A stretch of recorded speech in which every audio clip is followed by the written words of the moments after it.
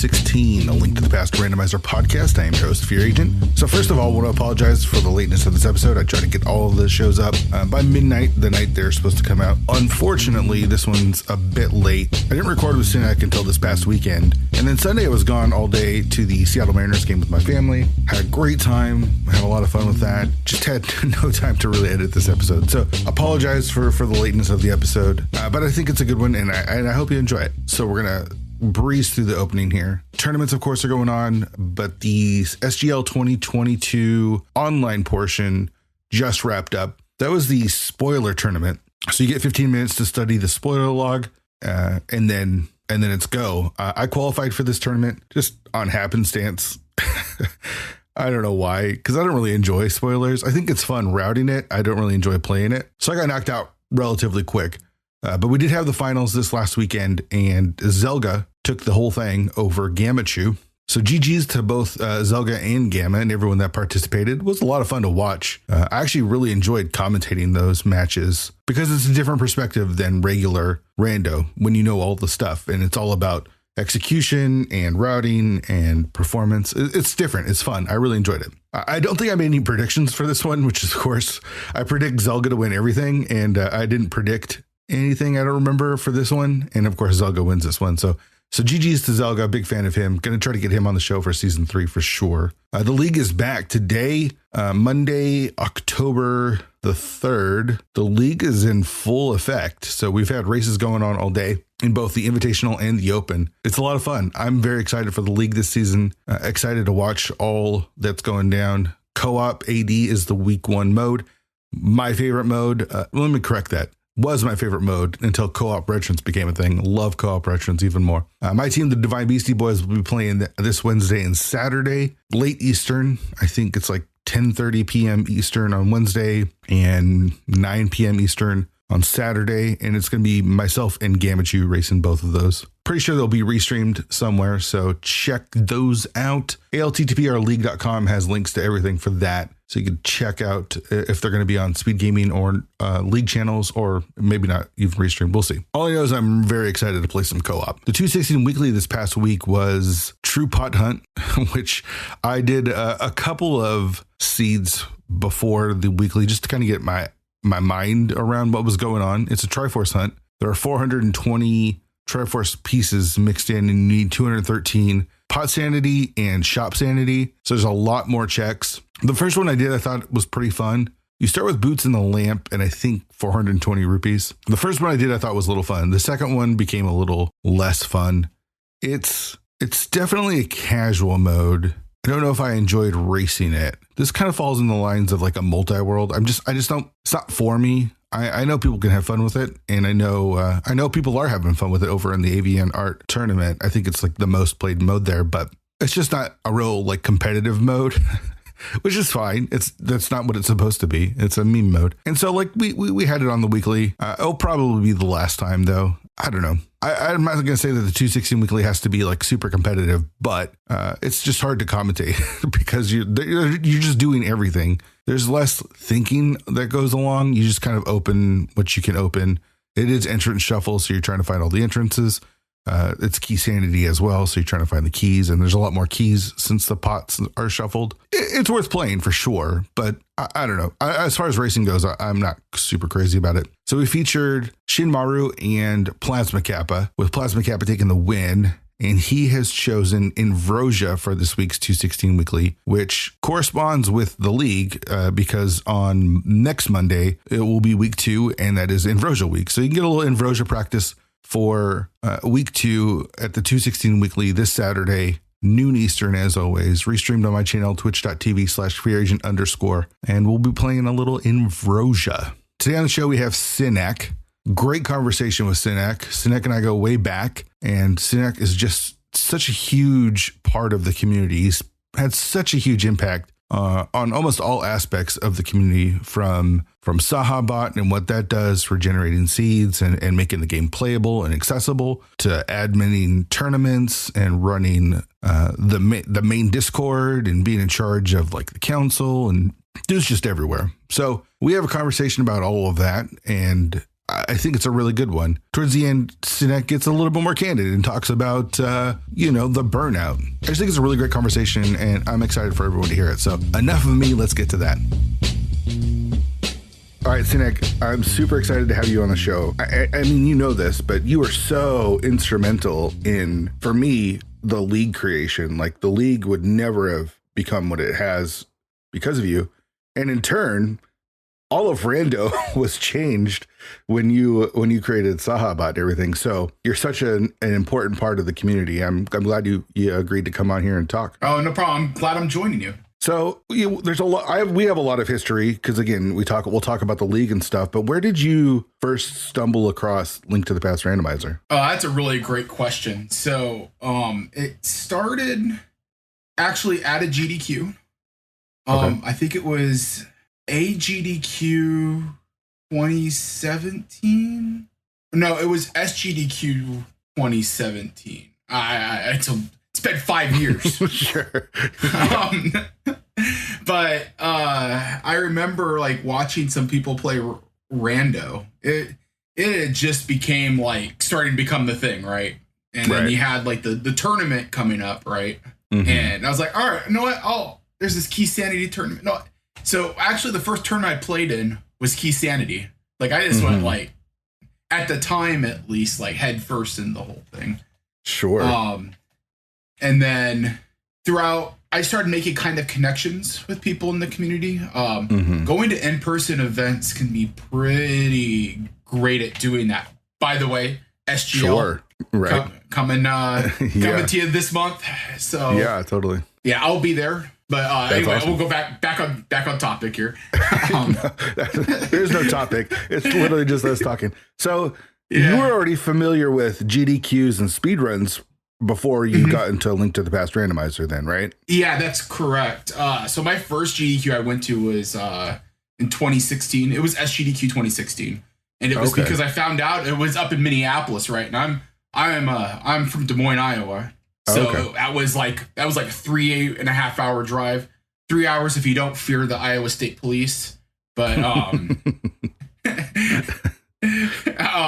but yeah, it's not that bad of a drive, right? And I could just go up for like the week, and I started making some connections with people, and kind of one thing led to another. Sure. So let's even rewind it back further. What were you playing as a kid? I mean, did you grow up as a gamer? Were you always playing Nintendo games? Is Zelda kind of part of your history, or what was Little Synack playing back in the day? I had my Super Nintendo. I'm like 35 years old right now, so back then, A Link to the Past would have been in 93. I would have been about 6 years old at that point.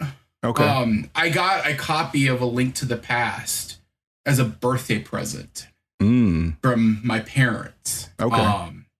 And I remember back when I played A Link to the Past initially, I never went past Eastern. I never made it past Eastern. Like I would always spend like time exploring everywhere else, but I didn't want to do the dungeons. And it wasn't until later. I actually don't know. I think it was because I was 6 years old. Sure. Yeah, I get that. But maybe there was a puzzle I couldn't figure out or something. But yeah. But then I remember, so I had a babysitter over at one point because my parents were gone for multiple days. So I was with a babysitter. And the babysitter and we actually worked through Link to the Past together. Oh, wow. She helped me actually beat the game, right? That's awesome. And that's actually the first time I ever completed the game was with her help. I don't even remember who she was at this point, but little Synack there. That's kind of why I got my love of the game. I'm sure it's a similar story to other people in the community. Sure. So what I was gonna say though is for some reason, so all right, so everybody knows the Houlihan room, right? Right. Well, I came across it accidentally dropping down from Ganon. Back in the day. I don't know how. I know that there's a setup for it. I don't know actually what that setup is. I'm going to guess that there's probably a bit flip or something happened with the Super Nintendo or whatever that actually caused it in my case. Sure. But the thing is that none of my friends believed me. So I would explain, hey, I went to the Houlihan room through the Gannon hole, and I had like a friend of mine that also played Link to the Past, and like, no, you're BSing me. Like, there's no way, and I couldn't prove it. Like, nobody witnessed it. So that's so funny. I feel I know now there's a way to do it. So I feel vindicated that it is a thing. That's so funny. I can just think back as a kid and be like, oh yeah, because everyone embellishes what they did, right? When they were playing those video games, like, oh yeah, I once saw this, and you talk about all this like silly bullshit, but you actually did the Houlihan on accident, and no one's gonna believe you. That's so good. Sure you did, Synack. Sure you did. Sure you found the Houlihan room. Well, my friends knew about the Houlihan room. Like, we had Nintendo Power. We figured out how to get there, but the only way we knew of was at the start of the game. You basically rushed the pyramid, or the uncle drop down from Sank. Was a way to do it, but like, it was unheard of to do it that way. And now I understand like the mechanics of it. So now I understand why Houlihan happens. And now it all makes sense. Right. Yeah, as a kid, it's all magic, right? Like how video games work is all just, especially back in the day, it's like, oh, there's no way that happens. That's too good. Yeah. So did you stick with Nintendo as you grew up, or did you stay a gamer as you grew up? Yes, I did. I only had the Super Nintendo as a kid. By the time the N64 became a thing, parents were like, you're old enough to have a job. So, or you're close, you're older. Yeah, I ended up not getting an N64. So I basically just had to live off the Super Nintendo for a long time as a kid. But were you playing it at your friend's house and stuff, or? Yeah, I did have a neighbor that had an N64, and that's who I bummed off of. Sure. But yeah, I've been a gamer my whole life. I'm a PC gamer now for the most part. So you can't afford a 64 because your parents aren't buying it for you, and you know, $200 for the game consoles. You know, it's steep when you're first starting to make money. Where does it go from there? Do you eventually just move into all PC games, or do you start buying consoles, or where are you going? So what happened is in 1999, my parents finally bought a computer. It was an iMac. It was one of those grape colored ones, the boat anchor. Right. Macs. Yeah, I remember those. Yeah. Fish tank Mac, like however you'd want to frame it. But the thing that happened, right, is I found like demos of Mac games. So I would get, that's kind of what I would play, right? Sure. And then eventually I got my hands on the demo for the original Unreal Tournament. Oh, okay. From back in the day, right? So I ended up convincing my parents to buy me the Mac version of Unreal Tournament. Oh. My parents had no clue that it was a violent first-person shooter. Sure. But yeah. But yeah, and then I thoroughly enjoyed that, and I had a lot of fun playing it. I ended up joining a Mac gaming clan for Unreal Tournament when I was young. Wow, that's going we were bad, but sure, but you had fun. Everybody remembers gaming clans, right? Totally, yeah. That's where I got my start too, for sure. Yeah, so that's kind of the history of my gaming. And so you stick then with the Mac stuff, or did you end up moving into PC stuff? Was there any other consoles that you were picking up and playing a lot of, or? The PC, we eventually got a PC in the house, and I ended up upgrading the GPU on it. And I played Unreal Tournament 2004 on that for a while. Okay. I learned the hard way as well that when you install a GPU on a machine, they tend to consume more power than what the stock power supply that a PC typically gives you. So this thing would blue screen all the time until I learned that, and I ended up buying a better power supply for this HP pre-built desktop. Sure. Had I think I had a 150 watt power supply in it at the time. Okay.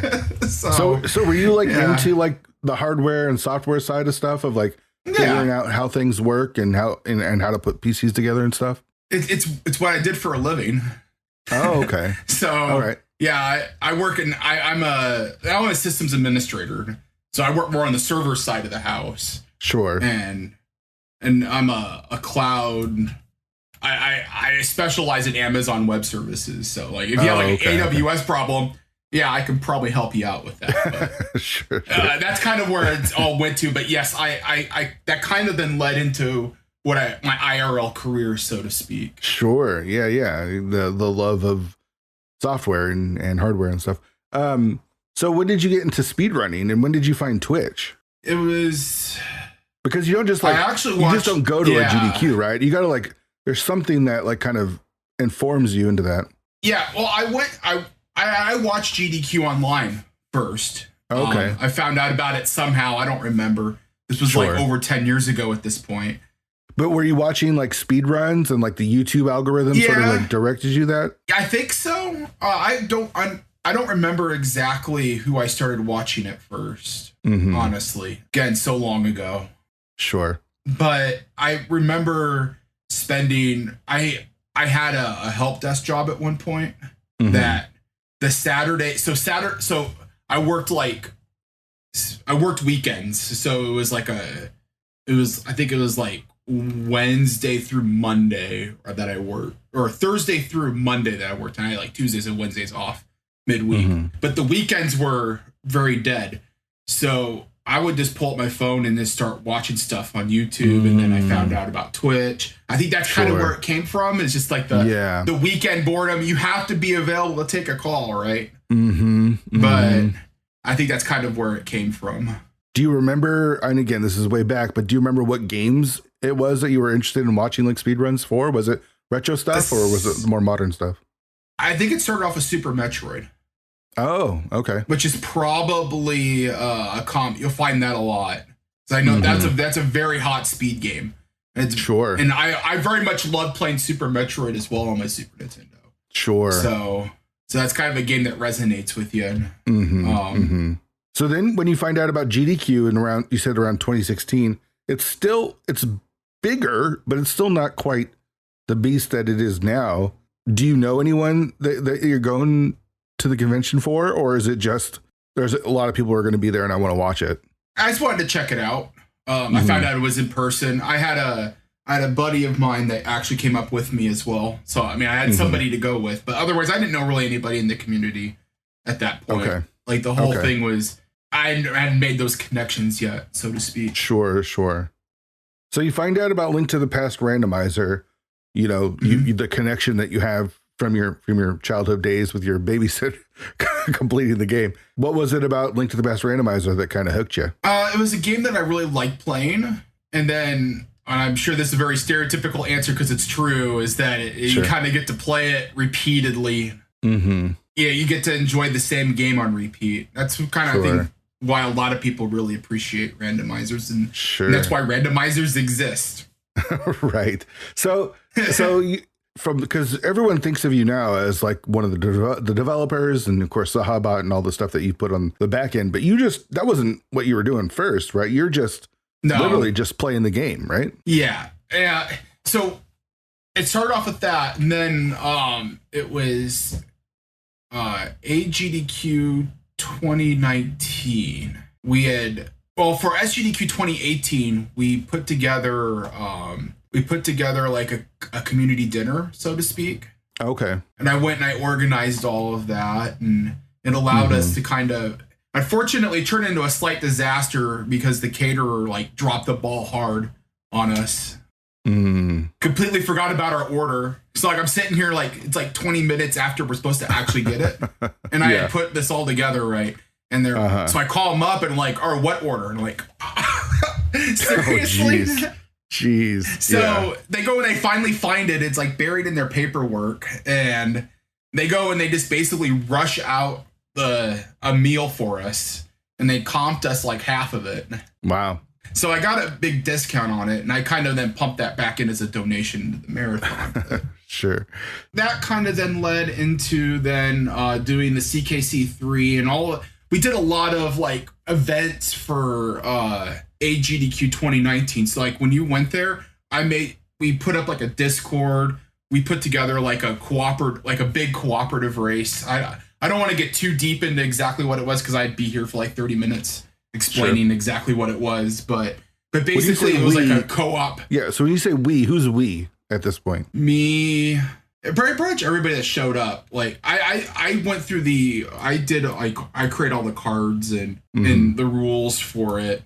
But like Fileon helped me out with things at the actual race, like for that. But right. So you're playing the game. You're getting into the community and stuff. Who are these people that you're hanging out with? Who are the people that are like kind of embracing you and being a part of welcoming you into the community at the time? Oh, Christos Owen. He was a big. Oh, okay. It was like this is Chris, Alu, Fileon. And Chelsea. This is early on into the rando, right? Like rando, as far as how we think about of 2 it. years old at this point. Yeah. So has the website at this point been developed? The alttpr.com? Absolutely. VTorp had that done a long time ago. Like VTorp created that like in early 2017. Oh, okay. You might have to bring him on the show if you haven't already to go through all that. But so the story of all of that with how the website came about was VTorp was wanting to use the randomizer. He was wanting to play it, but the current version of it was only a Windows app. And VTorp's a big Mac guy.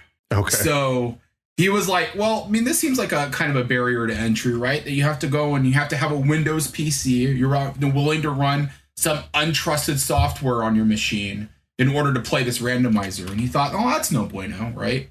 So that's kind of where the website came about. Was he wanted to provide that experience to everybody. And the easiest way to do that is you don't have to download anything really. You just have to go to a web page and generate your game. So that's where all of that came from. Okay. So when you're playing in 2017 and you're sort of developing relationships with people in the community, you talk about Christos and Chelsea and Alucard and stuff. Is the community pretty small and tight knit at this point? Or is this like starting to boom? Like this is all pre my time. So I really have no idea. Oh, yeah, so it was I think smaller at the time. It really exploded in early 2018. That was when it was featured at GDQ. Yep. Yeah, that's the common story, and that's my story too. Is hey, I saw Andy and Christos play, and then everything kind of explodes from there. So, but you're big into like the idea of getting the groups together in real life because of your experiences with GDQ. Yeah, I think that's pretty important.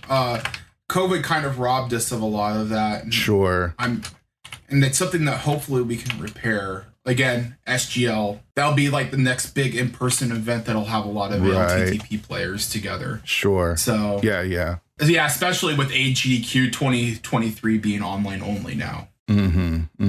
So talk about racing a little bit. Did you start when you picked up the game? Are you playing offline? Or are you immediately jumping into races? So the first tournament I played in was that was a Key Sanity tournament.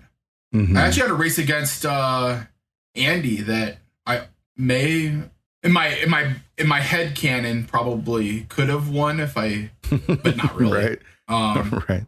I made some really stupid plays, but anyway. Sure. Did you just jump right into the Key Sanity tournament, or were you playing offline first? I played a little bit offline. I would say a little bit. I found it mostly just as a good way of killing time. Sure. So in 2017, though, like most of the races that are happening are these big SRL races. Are those what you're taking part in, or? No, I didn't play any of that. I only started racing. You just jumped in the tournament, huh? Yeah, wow. A lot of people did. I mean, like, I'll tell you that Key Sanity tournament, there were a lot of brand new players in that Key Sanity tournament. Okay. At that point, that was kind of when it was starting to take off. I think that tournament had like over 200 players in it. That was like a Swiss. And it was the tournament after that, then that was the massive 512 players. Right. So was that Key Sanity tournament, was that the first introduction to Key Sanity, or had Key Sanity already been a thing then? Key Sanity, I think, was just recently invented, recently released at that point. Right. Because it felt like back in the day, a lot of the tournaments were based on, especially the main tournament, was like there was a release to the game and a tournament to kind of feature the new stuff in the game. Yeah, and that was because that Key Sanity one was like that. Yeah, it was because like it was a time of rapid development. You were really like there was a lot of things that you could do that development wise to really like improve the randomization of the game. Now we've kind of gotten to the point where now if you really want to implement new features, you're doing really crazy stuff like shuffling doors. Right. Yeah, we're doing crazier and crazier things now, so you're kind of starting to get out of that realm of all right, you just don't. We're not coming up with brand new features every few months. Right. In fact, I think we've been done like a release in like since January, I think was the last release. Sure. And those releases are mostly just hot fixes, right? Mostly like they're not real new things to games. So what leads to then you joining sort of the development and side of ALTTPR? So I think it first started with, it actually came about when I was developing Sahasrabot. Okay. So what happened is that I was developing, on the main randomizer Discord, there's a daily challenge channel. Mm-hmm. And so it has like your daily challenges that are on the website. There's like a daily challenge that gets generated, right? Well, what was happening was, I noticed that all these daily challenges had the same hash, like the same like the seed code, like when you on the select menu. It's because the way the dailies were getting generated, it was never setting one. So I was like trying to figure out, because like I was posting like the seed hash of the channel, that code. And it was like, they're the same. Like, what's going on here? Like, they're the same, right? So I go in and I start digging through the code and I find the bug and I submit a PR for the fix. But VTorp already had it fixed behind the scenes in like a private repository that I wasn't aware of at the time. Okay. And he noticed that I had been basically coming up with the same fixes that he had done, or even new stuff. So I've been submitting like PRs, and that's kind of where that kind of came in. I think that was after I became a mod on the server, on the Discord server. Okay. That came about early 2019. Then that was shortly after, AGDQ that year. Okay. At this point, I've been freshly made a mod. And then it was me, Penny Royal Oil, and Christos, Chelsea, Phileon, a couple others were at this really small convention in Chicago for like some small marathon. It was like Versus Expo or something like that. Okay. And we had a meeting over like the future. It kind of informal, like it was over food or whatever. And we were like just talking about what we could do to improve things. That's actually where the Racing Council started. Oh, okay. So we were having like this chat, right? We're like figuring out, because like at that point there was like, I think there was still like the pending question of like mimic clipping was like still like in the air, right? Like nobody had made a decision on that. Right. So nobody had really been making a decision. So we're like, well, Chris was like, well, we should we should consider just making like a racing, like a body, a governance body. Sure. We initially started talking this over, right? Like, what would this pertain? Blah, blah, blah. And eventually we started creating the document. We spent like a few months on it, trying to like create something that was going to work initially. And that's kind of where the Racing Council then came from. It was early August of that year that we then put out the Racing Council. So you're kind of like a mod more than you are on the development side in Rando, at least the main Discord then, right? That's what it feels like, sort of. I would say right now I'm mostly responsible for keeping the server, maintaining the server. I help with VTorp with that.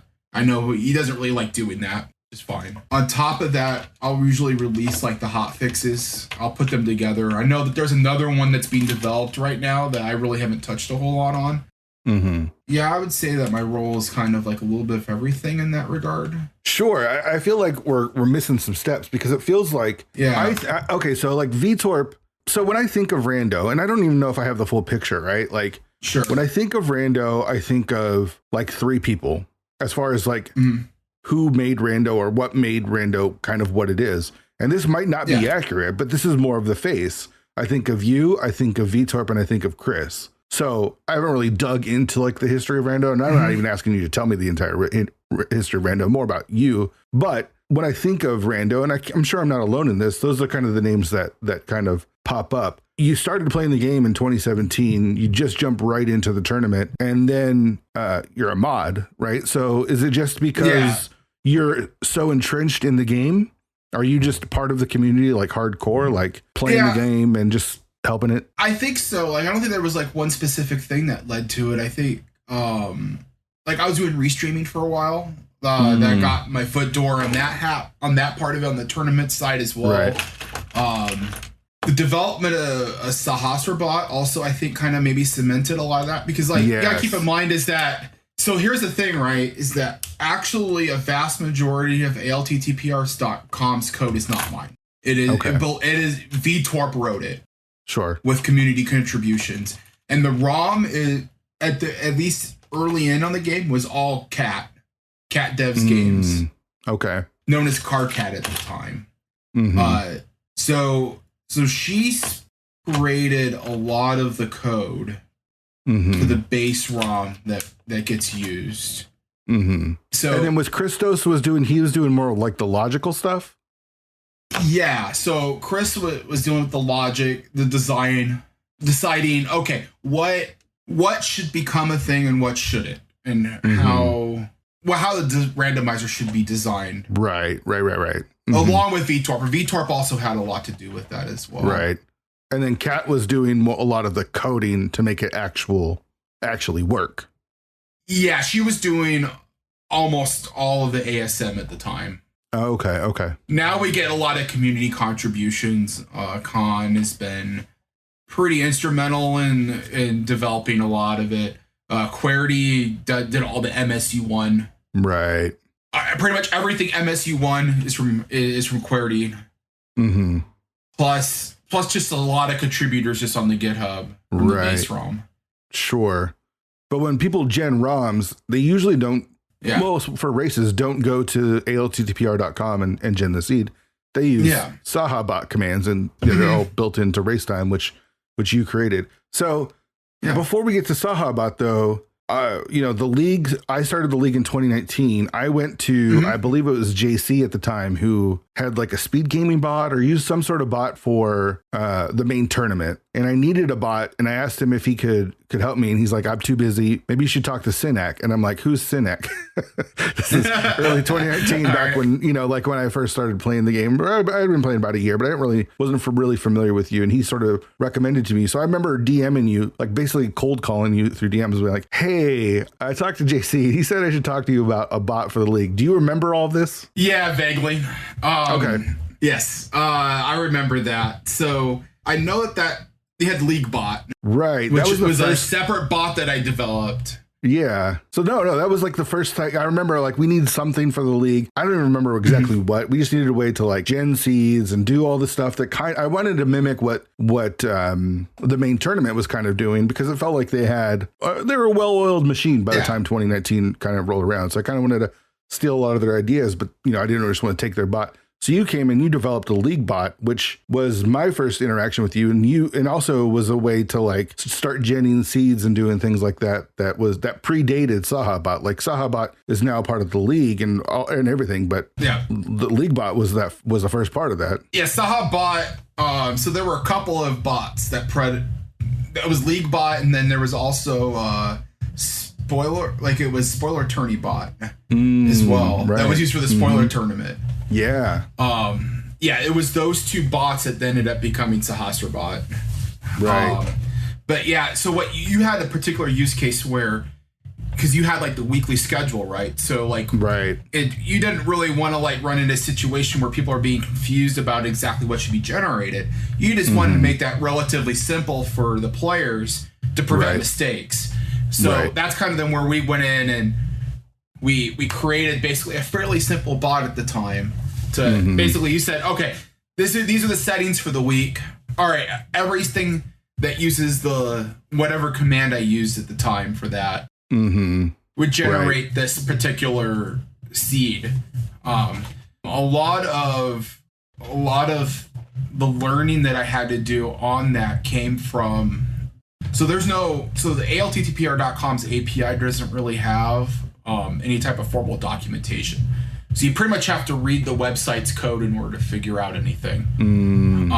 Which is fine because it was originally designed to only be used by the website itself. So like, it was only designed to be for internal use. It wasn't designed to be tapped into by bots. And it still isn't to this day.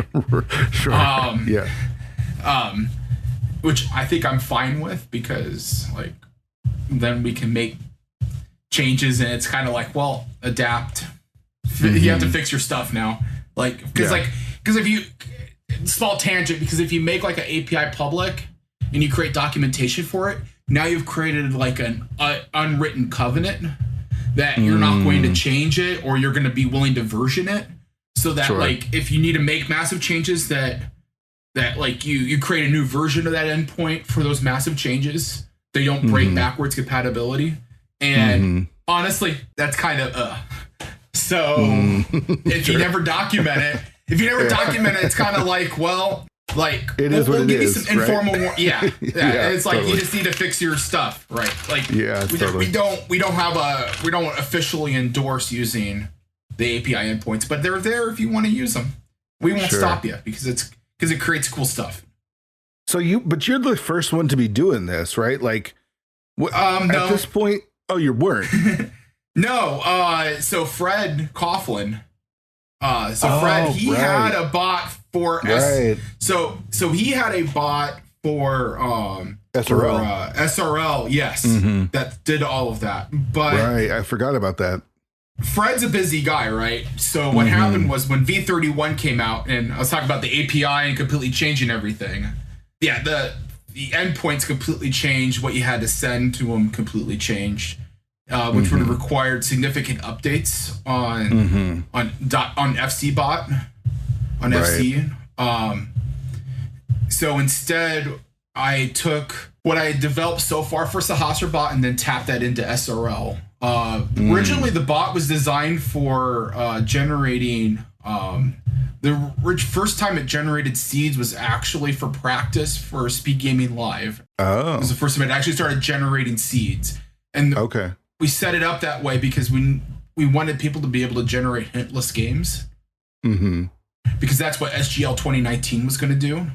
And what the qualifiers were hintless. And there was a way to do it with the customizer endpoint, but that was like really complex to do. So we wanted to create like a practice command. That's actually where it all started from. That was the actual genesis of Sahasrabot itself. Wow. Generating games. Before that, it was used for role requests. So you would like opt in for like roles to ping. That's actually the original reason why Sahasrabot was written. Wow. Okay. Believe it or not, and then it then also evolved into creating like voice roles. So like when you opt into a channel, like you see that like on the league, like if you're commentating on a league race on one of the ALTTPR league channels. Like you hop into one of the channels in there and it will show you a voice or a text channel that correspond with that voice channel.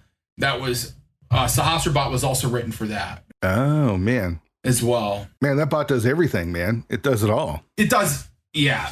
It does it all poorly. So here's the thing is that both those pieces of functionality, honestly, there are bots on the market. There are Discord bots on the market that do that way better now.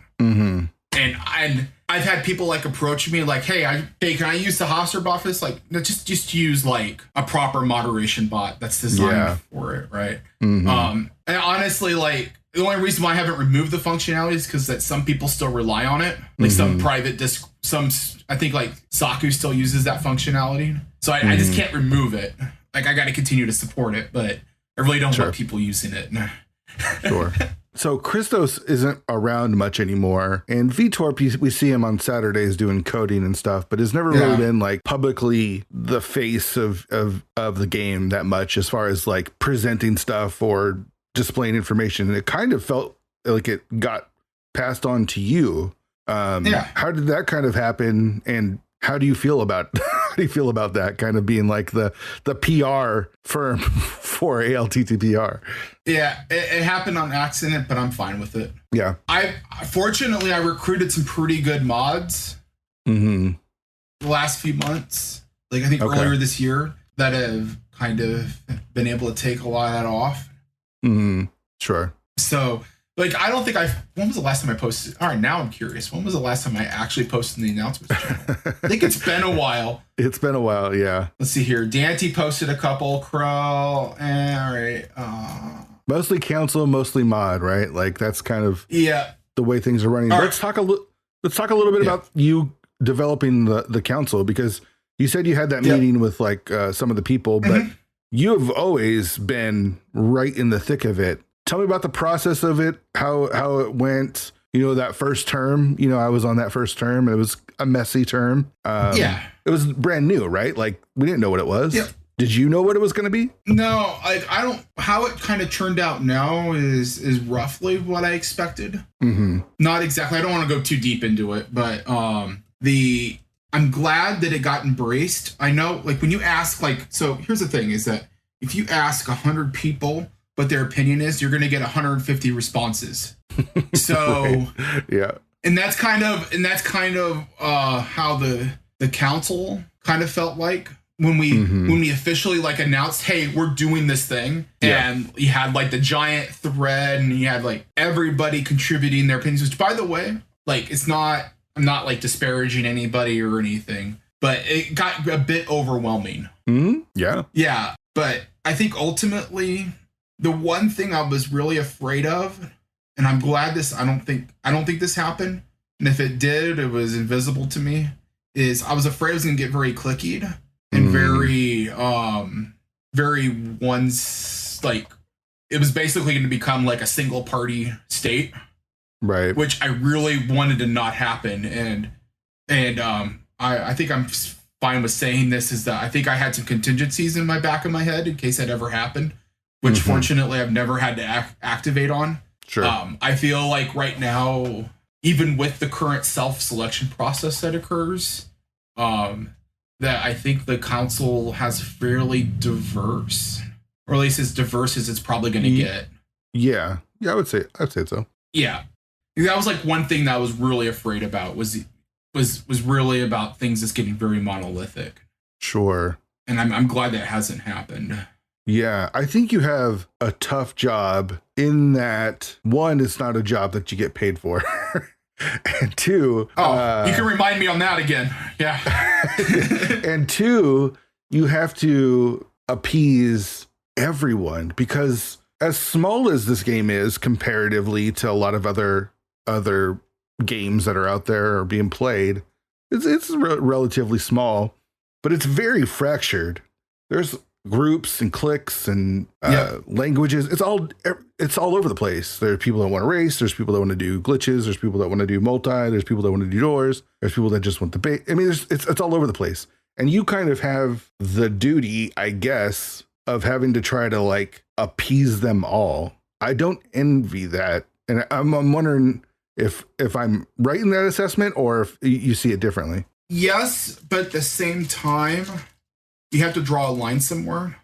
I don't want to get into like specific, but there's been some scenarios in the past where I know there was one recently where I had to take some adverse action that was very polarizing. Okay. But I think it was for the best of the community. And I don't know, it's like you do, but at the same time, I think that's a strength, right? Because like, all right, I see the ALTTP randomizer Discord as like a nexus, right? Sure. It's like no different than, let's say, you have all these like clans, like, or guilds. Like, I'm a big World of Warcraft player, right? Okay. And you have like, on the same realm, you'll have multiple guilds that all have different priorities and interests, right? Like, you'll have like some guilds that all they do is just outdoor world content. They don't touch instance content at all. They're just completely 100% casual. And then you've got like the casual raiding guilds where maybe they'll like once a night for 2 hours raid. And they'll just get as far as they can and then they're done for that week. And then you've got like your world first raiding guilds where their whole goal is to beat that boss before anybody else in the world does when it comes out. And so you have people have different preferences and interests. And that's cool, right? Right. That's something that should be embraced and celebrated. Right, it's what makes the game great, right? It's not just one thing for everyone. Everyone can make it their own thing, sure. But at the same time, right, like we also want to avoid overt toxicity. We really want to try to put a tamper on that. But at the same time, without like stomping on what people might think is fun. Right. It's a tough balance.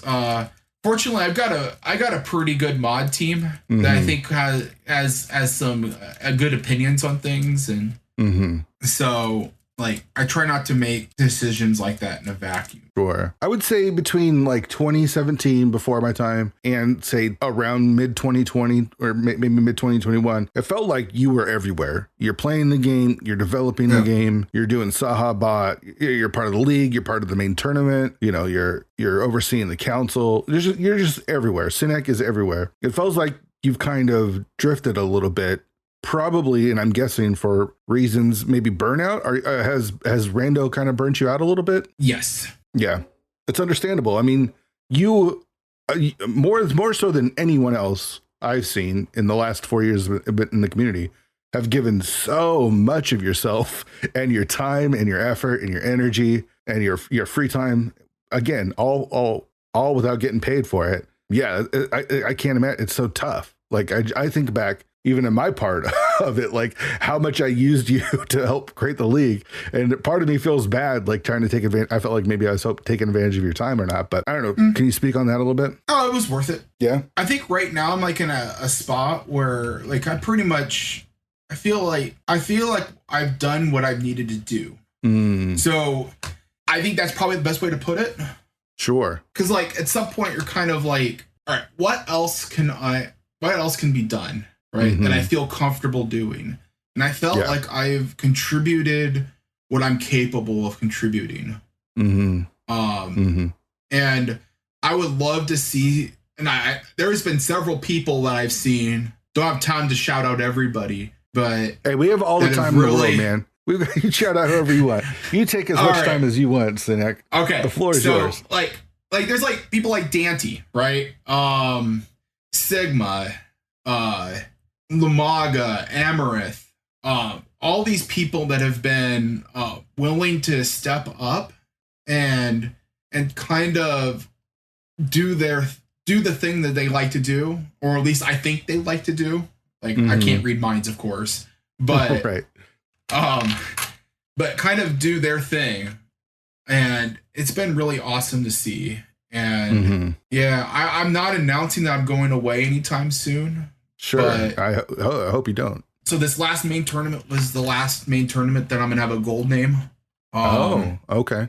Yeah, I think I'm done with that. I'm still gonna do tech for them, but I don't really want to be part of the day-to-day decision making. Sure. I feel like, again, I think I contributed what I'm gonna contribute. I mean, I get it, man. I've done 1/10 of what you've done, maybe 1/5, and I got burnt out.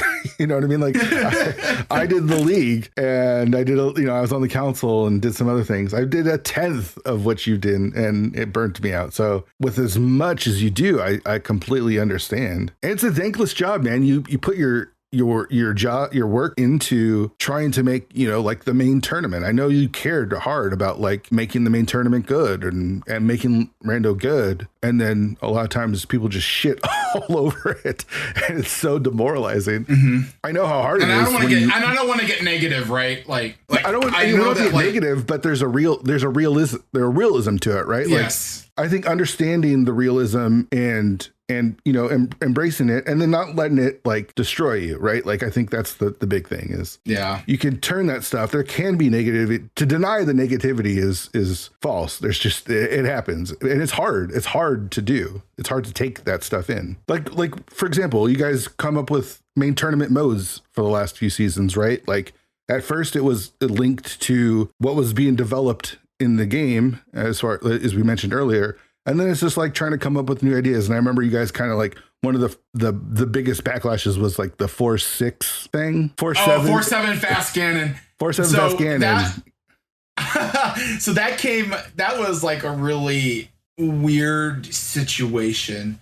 So I think what came about there is that we thought that it would be off the beaten path enough that kind of together we thought that maybe that would become interesting, but then clearly after we said the thing that it was clear. I think it became pretty clear afterwards after we started gathering feedback on that was not the correct course of action, and we acknowledge that. I think that that's still hard, right? There was pretty. It was sure. The criticism is valid. There's not like 4-7 would have been a bad idea. Extraordinarily valid, but it still doesn't mean it doesn't hurt, right? Like, oh man, we had this idea. We put a lot of work into it. It wasn't like you were trying to sabotage the community or anything. It just ended up being a bad idea, and it you know, that kind of stuff kind of stings sometimes. Even this last tournament, which was, I think, very successful. Everyone that I heard people talk about this last main tournament after playing it was like, it was one of the better tournaments that you guys put on. But going in, again, people just got to shit on everything that you guys do. And for me, because I was a part of that with the league, it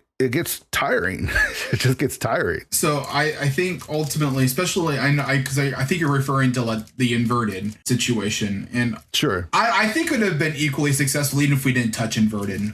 Personally, I think that the settings for inverted that we chose like later, I think made for some fun gameplay personally. But I heard a lot of positive stuff about the inverted after people got a chance to play it. Sure, but that stuff's always tricky. It's kind of why I don't really want to do it anymore. Right, that's what I'm talking about. Like, yeah, I get it. Like, I understand. What I'm saying is I understand, Synack. It's tough when you put a lot of work into stuff. And even when it is received positively, there is still a part of the community, and it's going to be like that in any community. This is not a rando specific thing where people are just immediately hear something and I'm like, no. And you're like, but why? You know what I mean? And that stuff can wear you down, especially with how spread thin you are. Like, you're legitimately everywhere in the community. So it's ended up being all about ALTTPR anyway, isn't it? Right. Anyway, go ahead.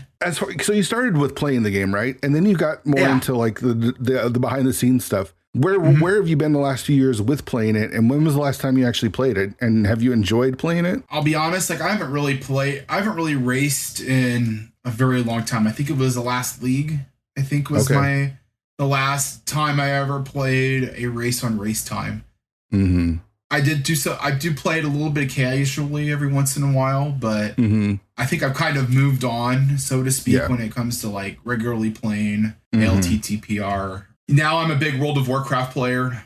That's kind of what I've been doing for the last year. Nice. I've also gone on a lot of roller coaster trips. Right. I was going to get to this. Let's talk about the roller coaster thing because a lot of people might not know this about you, but you're super into like roller coasters, so much so that you know a lot about them and are kind of like, you go places. I don't know. You tell me what is it about roller coasters and what's your kind of fascination? How do you experience this stuff? So it's kind of like the concept of like playing Pokemon. You got to catch them all, right? In this case, you got to ride them all. Okay. Like right now, I'm up to 242 unique coasters ridden. Holy shit! Is where I'm currently at, and I have a trip in November that's going to get that to almost 300. Not quite. Wow. Won't quite be 300, but it's kind of like you get to see like you go out and you get to see different places. It's a lot of travel, but generally most parks are located in big city centers. You're not going out in the middle of nowhere. Right. At least not yet. I'll probably get to that point some point where that level of credit hunting. Right. But a lot of it is like being able to ride this awesome stuff. Like last year I went to the Carolinas, there's a park that sits on the border of North and South Carolina called Carowinds. Okay. And I went there over a weekend. It was Labor Day weekend last year. And I got to ride some pretty awesome stuff, including a roller coaster called Fury 325. Okay. Which its namesake is it's 325 feet tall. There's a 325 foot drop. The first drop is 325 feet. It's the tallest roller coaster in the world that has a chain lift.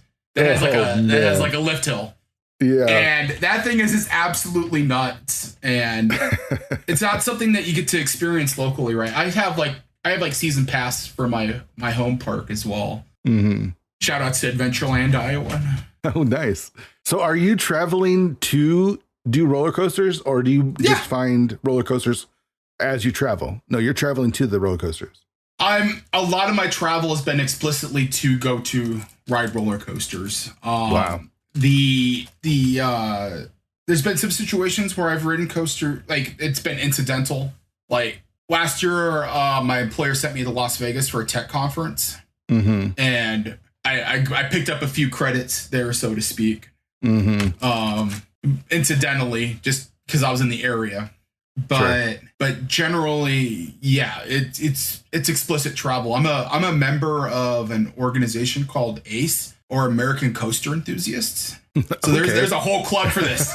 There's a whole club, and a lot of they're broken into several regions, and each region they'll run their own local events for like a day at parks. Okay. So a lot of times I'll just travel just to go to these ACE events that are like, wow. Yeah. And I get to meet awesome people. Yeah. What makes a coaster good or bad? Like what separates a coaster from a good coaster and a bad coaster? What makes a randomizer seat good or bad? It's a matter. Perspective. The answer sure. is it's perspective and personal preference, right? Okay, there's some objective criteria, but there's some objective criteria, right? Like, but again, then some people might dislike those linear jet seats, and some people might be like, that is miserable. Like that's no fun, right? Like, sure. Where am I going? Like, sure. So for Synack, what makes a good coaster and a bad coaster? I was going to get into that. So I would say I'm a big fan of coasters that go fast. They're very fast, right? Fast, tall. Airtime is a big component of a roller coaster. So, like, it's that feeling that your butt gets lifted off the seat. Sure. And how quickly it gets lifted off the seat. So there's like floater airtime where you kind of get picked up a little bit, and you're just kind of just chilling up in the air for just a little bit before you come back down. And there's ejector air, which is like you're just riding a bowl and you just get thrown off, right? Or that's what it feels like. Right. There's so like coasters that have like a lot of air. I have a lot of air time are good. Anything that's like very unique or classic. So like anything that's like fairly unique elements that you really don't see elsewhere. I like those types of coasters that don't feel like they're just like a copy and paste of something next door, right? That they coast. A lot of times it might be like the theming. So there's a coaster in Florida at Universal Islands of Adventure, which I'm sad that AGDQ isn't happening. I was going to get a ride. I was able to get some rides on that, but but it has impeccable theming, like down to like the second you enter that queue, you feel like you're in a raptor paddock from Jurassic World. This is like the idea of the coaster. If you ever seen like Jurassic World films at all, but basically what they've done is that for entertainment, they've put a roller coaster through the raptor paddock that has like the four raptors from the film. Yeah. So you're riding through that, and then you have like Owen. So they brought back Chris Pratt to do a pre-show video along with who was that other actor? Was it Bryce Dallas Howard? Probably. Yeah. But yeah, so they did like a pre-show of them going back and forth. This is like before all heck broke loose on the island in the first film. So, but yeah, Universal took a lot of care into the theming of the ride, and that really can improve the experience, especially if you're going to be stuck in that. Especially if you're going to be stuck in that line for 60 minutes, like right. Oh man. What's the longest you've ever waited to get on a coaster? It wasn't a coaster, but it was at Disney Hollywood Studios. It was Rise of the Resistance, which is like a dark ride they've got there. I waited 3 hours for that. Whoa, was it worth it? Sure. The problem was is that we ended up getting it was don't get me wrong, it was a great experience, but we ended up getting the B mode on it. So a lot of Disney dark rides, what they'll do is they'll run they'll have like different modes for the ride. So you have like A mode, which is like their ideal, like if everything's working perfectly, this is what you experience. But then they've got usually like a backup B mode if like let's say a key animatronic is broken. In this case, the Kylo Ren animatronic was broken. So without spoiling too much about the ride, basically, instead they show you like an alternative like screen or whatever that has like a projection of Kylo Ren instead. That's not nearly as cool, but it's there from Disney's perspective. It's better to have that versus having the ride down. So, sure. Yeah. But yeah, so we waited 3 hours, but I'll have to get another ride on it when it's operating in A mode. Did you know that as you're waiting, or is that something you find out when you're riding it? I found out after I'd ridden it that it was B mode, or I figured that out during it. Sure. Yeah. So COVID, the 2021 must have been tough not being able to go do the traveling that you'd normally do then, right? I mean, obviously COVID was tough for everyone, but yeah, 2020 was effectively dead, right? That was a dead year. Like no parks were open. I didn't even get a season pass for my home park because basically it was like they had only opened up in June, and I was like scared to death of getting COVID. Sure. And that park was not requiring masks. So I was like, no, I'm out. Nope. Not bothering. Yeah, totally. I saved all my money. So yeah, 2020 was effectively a dead year. But now you're back at it. Yep. That's so awesome. Good. All right. So we're going to wrap this up with the way we do with everyone. And I'm going to ask you the tilt question. So whenever someone comes on the show, we ask them about tilt, how you deal with it. It could be related to Link to the Past Randomizer. It could be related to a different video game. Just what's your approach to handling tilt? All right, I'll provide a more recent example because I've been playing WoW recently, right? Okay. And there could be some pretty difficult boss fights that you have to deal with, and that could be pretty tilting. The thing about raids is that they're team efforts. So you're in a group of 10 to 30 people, usually all people that you know and you're playing with regularly.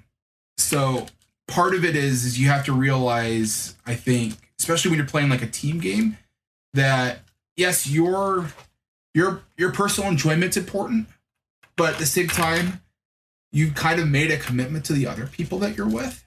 And you're part of a team, right? So you got to like think of it in that aspect that, yeah, all right, yeah, things are going badly, right? You're wiping at like 2% constantly, but you just gotta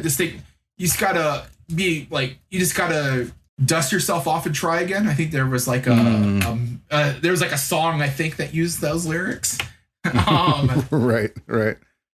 But I think that's what it boils down to personally is like if it's important to you and if it's important to your team, that's all you can do, right? Like being like looking into the past and being angry about something isn't what is what I'm doing, how does it improve the situation that I'm currently in? How does it make things better? And if it's not making something better, you just have to let go. You have to let go of it, right? Yeah. You should only hold on to what is making things better or what's improving things.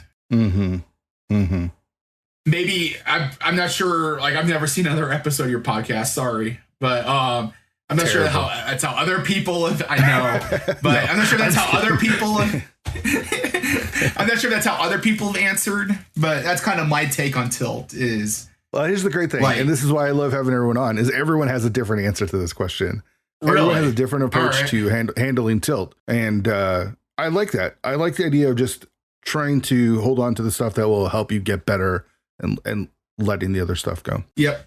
That's really what it boils down to, because Otherwise, it's just not healthy. Sure. So that by the way, everything I said is way easier said than done.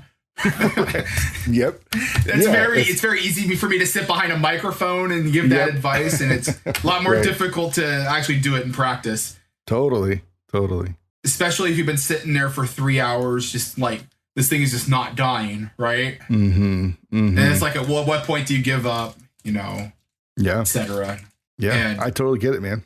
Yeah. Well, I appreciate you coming on the show, man. I really do. I'm glad we are able to sit down and chat. Like I said earlier, there's part of me that's kind of felt bad for I felt like I was taking advantage of you with the league, but that's not true. Like we partnered together to make the league what it was. But I really admire you. I really look up to you. And as a part of the community, I think you're so invaluable, but I understand kind of where you're at. So thanks for coming on the show and just kind of, explaining everything, telling us all about that. Fear, I'll just say one thing. If I didn't want to do it, I wouldn't have done it. Yeah, totally.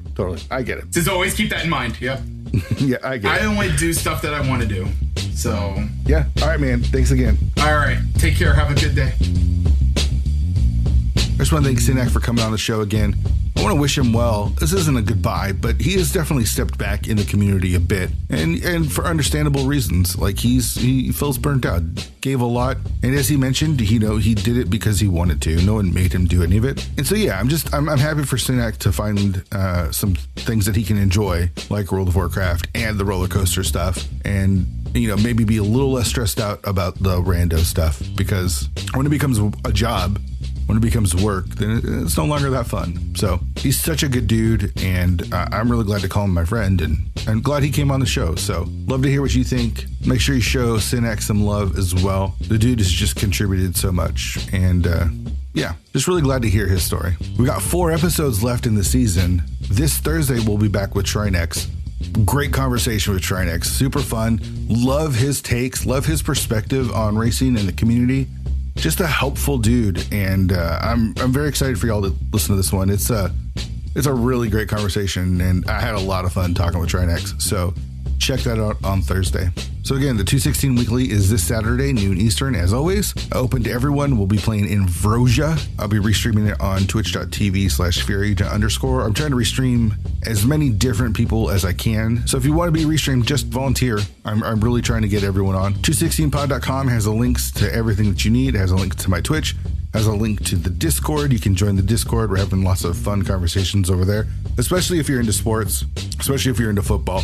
A lot of football stuff going on in the sports channel over there, so it's pretty active. Subscribe where you can. We're on Spotify and Apple Podcasts and everywhere that podcasts are available. So subscribe if you can. Leave a review for us as well. That always helps the show out. I haven't checked recently, but I'm hoping we get some more reviews over on Apple Podcasts. Just spreading the word about the show as we wrap up the second season would be super helpful in getting more listeners for us. I really do appreciate you all. Excited about the league, excited about the next 7 weeks of racing. It's going to be a lot of fun. We're going to be covering it here on the show as much as I can. If you're a team in the league and you want to do some recaps, go ahead and shoot me a DM. I'd love to feature some teams on the show. Not full interviews, but just some perspectives on your matches that are going on during the season. So if that interests you and you don't mind talking into a mic for a few minutes by yourself, just shoot me a DM and we can work something out. I'd love to feature a few teams here on the show. I really appreciate you all, and thanks for listening to the show. We'll see you on Thursday.